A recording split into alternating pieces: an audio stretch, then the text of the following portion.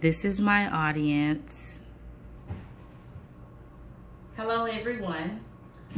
Who loves a good baked potato? A baked potato with all the fixings. Right? Right. Well, have you ever had a potato and by the end of the potato, you still had potato?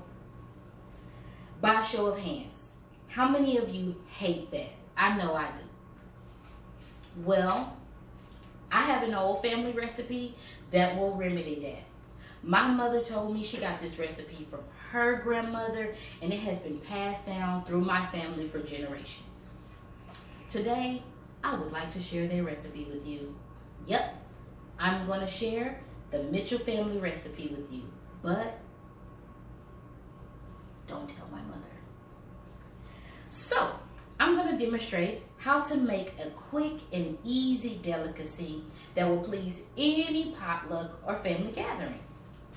Today, you will walk away with everything you need to turn that traditional baked potato into my Gran-Gran Aunt's famous golden stuffed potatoes. Mwah. Right?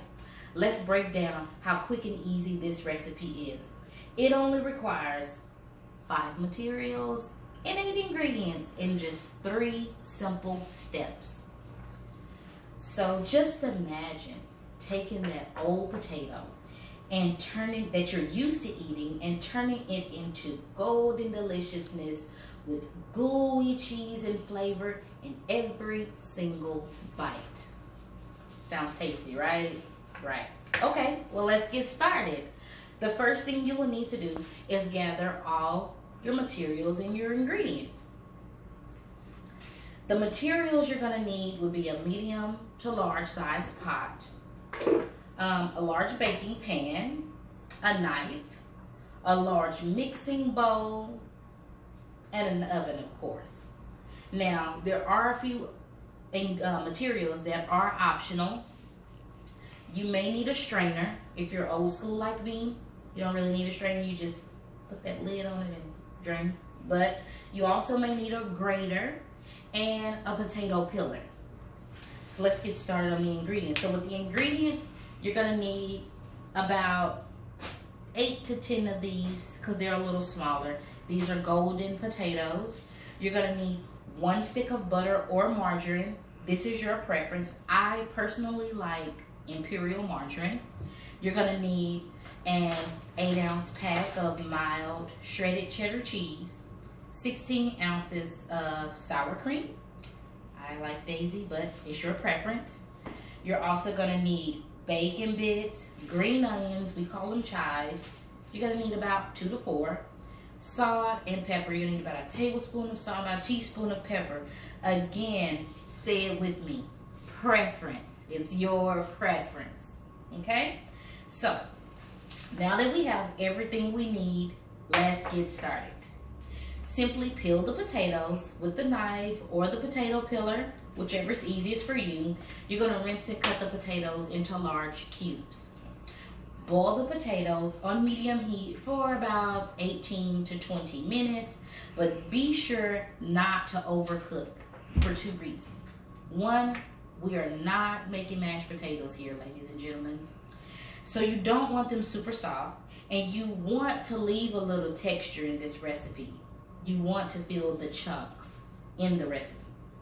And 2, we are gonna stick this back in the oven and for a little bit. So you want to get that cheese to ooey and gooey together.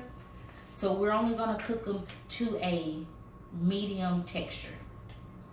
Once the potatoes have boiled, the last step is simply to mix and bake. At this point, preheat your oven to 350. You're gonna drain your potatoes however you choose. You're gonna add your butter and your salt and your pepper. And then stir. I prefer you definitely put the butter in immediately so you can get that heat going through all the potatoes. So, side note about the golden potatoes though.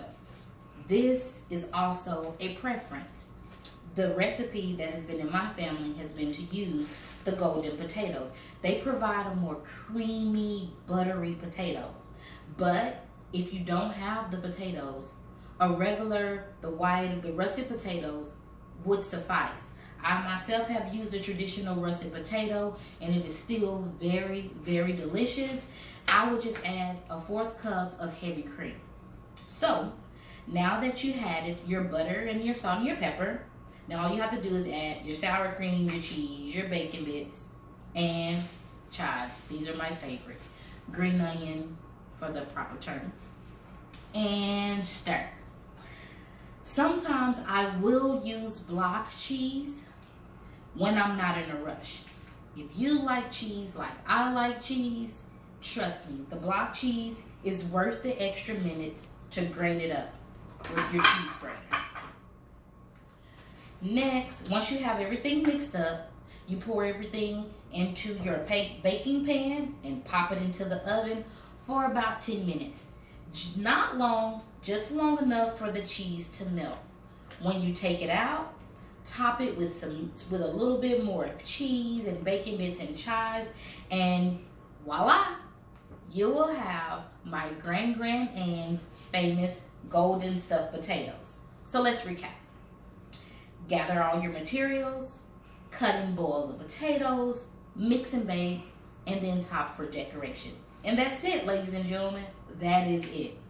So as you can see, with just a few materials and ingredients and a few steps, you can turn that old baked potato into your new family fave or a hit at the next potluck or party. Thanks for watching.